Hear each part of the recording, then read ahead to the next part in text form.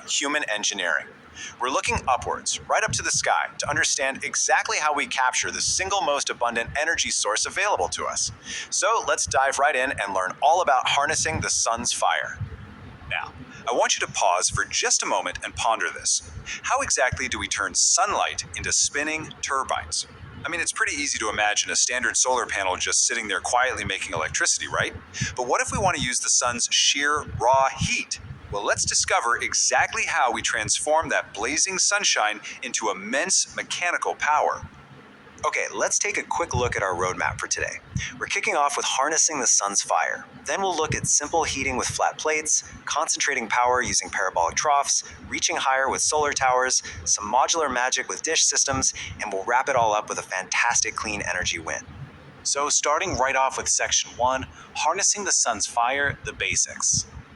Before we get into all the massive, complex machinery, we absolutely have to clarify the core physics here. See, we aren't talking about your standard solar panels that just convert light into electricity. No, we are talking about using the sun to generate pure, intense heat. And honestly, that brings us to our very first piece of special knowledge today. There is a fundamental difference in how we approach this. On the one hand, non-concentrating systems, they're entirely stationary and they generally reach temperatures below 100 degrees Celsius. But on the other hand, concentrating systems use tracking mechanisms and curved mirrors to literally focus the light, and that achieves highly elevated temperatures. Moving right along to section 2, simple heating with flat plates. Observe this closely, my friends. This right here is our first step on the ladder of innovation, and it's actually the most widely used household solar technology in the entire world. It's essentially just an incredibly efficient heat exchanger. A flat plate collector simply uses solar irradiation to heat up a working fluid, usually just a liquid or air, without any kind of optical concentration. And because it doesn't focus the light, well, it's completely stationary. It just sits right there in the convenient path of the sun and goes to work. Let's break down these brilliant little components. The top layer is the glazing. That's a transparent glass or plastic cover. Right beneath that is a dark colored absorber plate designed to soak up the radiation, and it's attached to flow tubes carrying our fluid. Finally, you've got insulation wrapping the bottom and the sides to minimize any heat loss. And you know, the glazing is truly club. It lets the shortwave solar radiation in, but it absolutely stops the heat from escaping, trapping that thermal energy inside almost exactly like a greenhouse. Just, well, a lot less comfortable for plants. All right, let's turn things up a notch with section 3, concentrating power, parabolic troughs.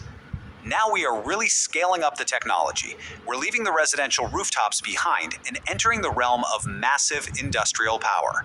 I want you to think of a magnifying glass. You know, like the one you might have used as a kid to focus a beam of light? A parabolic trough collector works on a very similar principle.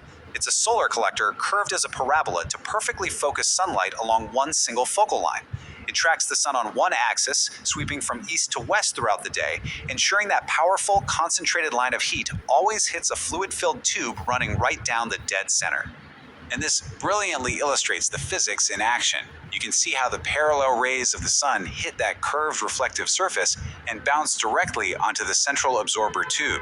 Now, flowing inside that tube is a heat transfer fluid, usually a special synthetic thermal oil. By concentrating the sun's rays like this, that oil heats up to a blistering 393 degrees Celsius. That super hot oil is then pumped right into a heat exchanger to generate steam, which in turn drives a conventional turbine generator. It's just beautifully efficient. Which brings us to section 4, reaching higher, solar towers.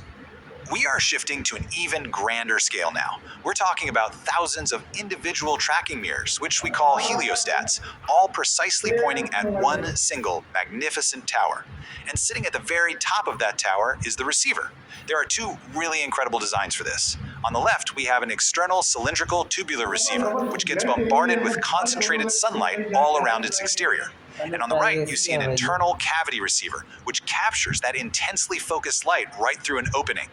Both of these are engineered to withstand absolutely extreme thermodynamic conditions.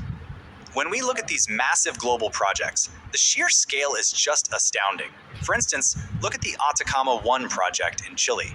It boasts a towering height of 243 meters. And check out these temperatures. Crescent Dunes in the United States reaches well over 565 degrees Celsius. But what's truly special here, the real game changer, is the heat transfer fluid. molten salt. By actually melting salt, we can store this extreme heat for hours and hours.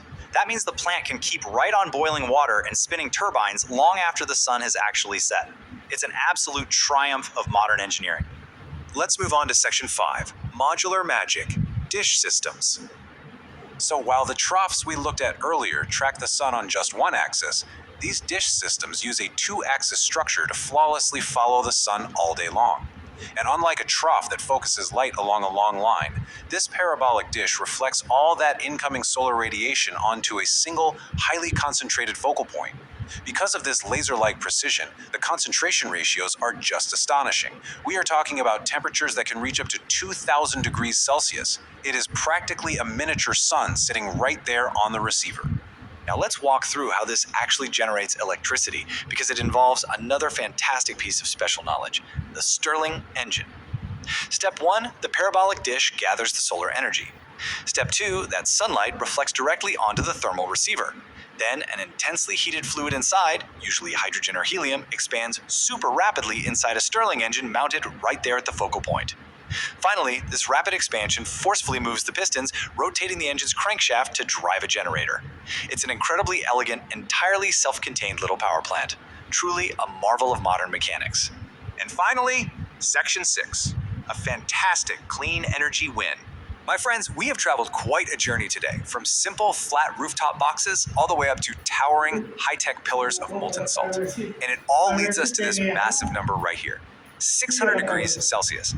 This is the staggering temperature that central solar towers can consistently maintain. It's a profound demonstration of the sheer scale of the sun's captured power, completely tamed and managed by human ingenuity to provide us with reliable, immense thermal energy. The experts in the field really sum it up perfectly. They note that the central solar tower is widely acknowledged as the most effective system, consistently operating above 600 sun. Think about that for a second. That means the light hitting the receiver is literally 600 times the normal brightness of the sun. Looking at this incredible thermodynamic achievement, I can absolutely call this a fantastic win for humanity's clean energy future.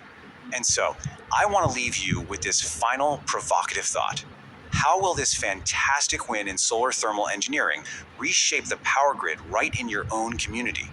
You now possess this special knowledge of exactly how these miraculous systems work. I highly encourage you to take this new, empowering understanding and look at the future of